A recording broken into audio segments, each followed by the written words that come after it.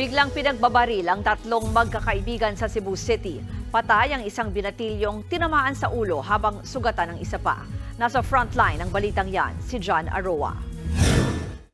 Duguan at nakasubsob sa gilid ng e-bike ang 17 anyos na binatilyong ito sa barangay Sambag 1, Cebu City kaninang madaling araw. Kinilala ang biktimang si Leopoldo Rambo Dawa.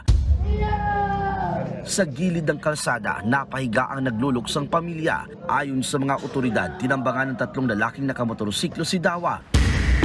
Pauwi na sana ang biktima galing sa computer shop kasama ang tatlo pa niyang kaibigan na minor de edad habang sakay ng e-bike na minamaneho ng biktima. Dito na sila pinagbabaril ng mga hindi pa nakikilalang suspect. As per sa isang witness natin and also kasama ng victim natin is before nangyari yung incident, nagsabi daw yung suspect na nga nung lain magkagtabis to.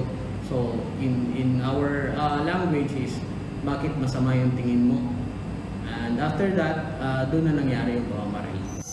Dead on the spot si Dawa matapos tamaan ng bala sa ulo. Sugatan at nagpapagaling naman sa ospital ang isa niyang kaibigang tinamaan sa tiyan, habang ang isa pa ay nakaligtas. Patuloy namang nangangalap ang pulisya ng mga karagdagang CCTV footage mula sa computer shop at sa lugar na posibleng dinaraanan ng mga suspect. Inaalam pa ang posibleng motibo ng pamamaril.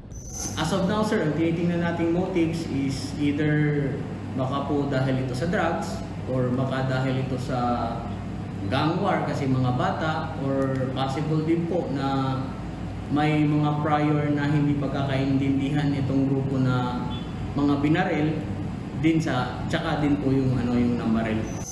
Tumanggi nang magbigay ng pahayag ang pamilya. Isa sa ilalim sa autopsy ang bangkay ng biktima. Nagbabalita mula sa frontline, John Aroa, News 5. Mga kapatid, Ed Lingaw po, maging maalam at may pakialam sa mga napapanahong balita sa ating bansa. Para sa mas malalimang pagtalakay at paghimay sa mga issue at headlines, tumutok lamang at pag-subscribe sa social media pages ng News 5.